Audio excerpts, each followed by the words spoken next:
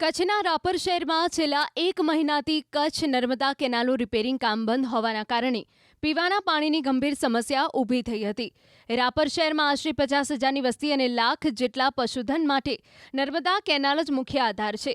પાણીની આ કટોકટીને પગલે ધારાસભ્ય વિજેન્દ્રસિંહ જાડેજા, ચીફ ઓફિસર તરુણદાન ગઢવી અને નગરપાલિકા પ્રમુખ ચાંદબાઈ ભીંડેએ જિલ્લા કલેક્ટરને રજૂઆત કરી હતી।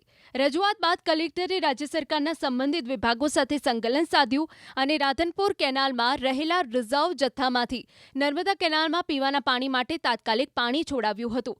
હાલ સાનગઢ, ફતેગઢથી નંદાસર સુધી કેનાલ ભરવાની કામગીરી શરૂ કરી દેવામાં આવી છે। બીજી તરફ નગરપાલિકાના અધિકારીઓએ કેનાલના પાણીનો ઉપયોગ માત્ર પીવાના હેતુ માટે જ કરવા અપીલ કરી છે। તંત્ર દ્વારા કડક ચેતવણી આપવામાં આવી છે। જો કોઈ બકનડી, ડીઝલ એન્જિન અથવા મોટર દ્વારા પાણીની ચોરી કરતું ઝડપાશે તો તેની સામે ફોજદારી કાર્યવાહી કરવામાં આવશે અને સાધનો જપ્ત કરી લેવાશે।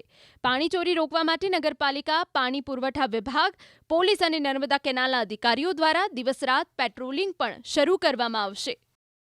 પાણીની પરિસ્થિતિ તકલીફ ન પડે એ માટે કેનાલની અંદર 5 થી 6 કિલોમીટરના એ વિસ્તારમાં આપણે બંને બાજુના ગેટ બંધ કરી અને રિઝર્વ પાણી રાખીએ, પરંતુ આ વખતે પાણીનું લેવલ નીચું હોવાથી રાધનપુર પાસેની રિઝર્વ જે કંઈ પાણીનો સ્ટોક હતો એ માનનીય ધારાસભ્યશ્રીની સૂચના અને એમની પ્રયાસોથી ત્યાંથી રિલીઝ કરવામાં આવ્યું છે અને એ પાણી અહીંયા લાવવા માટે અહીંના સ્થાનિક ડેપ્યુટી એન્જિનિયર સુનિલ ચૌધરી અને આગળના અધિકારીઓનો સતત સંપર્કમાં રહી અને આપણે કેનાલ સુધી પાણી અત્યારે લાવ્યા છીએ।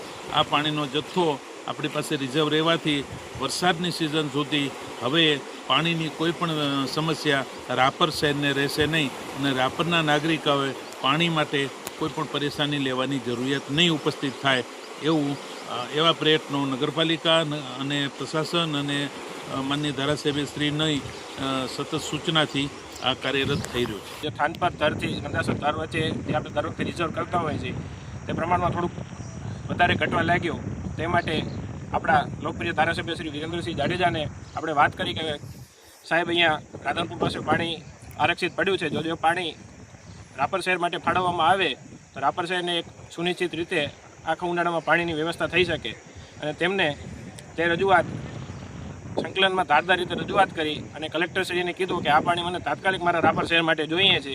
એટલે પ્રથમ દિવસે જે રજૂઆત કરી અને આજે આપણે જોઈ શકીએ છીએ કે પાણી જે રાધનપુરથી રાપર શહેર માટે છોડવામાં આવ્યું છે તે બદલ આપણા લોકપ્રિય ધારાસભ્ય શ્રી વિજેન્દ્રસિંહ જાડેજાનો ખૂબ ખૂબ આભાર માનીએ કે રાપર શહેરની જેઓ સતત ચિંતા કરતા હોય છે અને સતત પાણી માટે કે કોઈ પણ પ્રશ્નો માટે સતત હકારાત્મક રીતે હોય છે।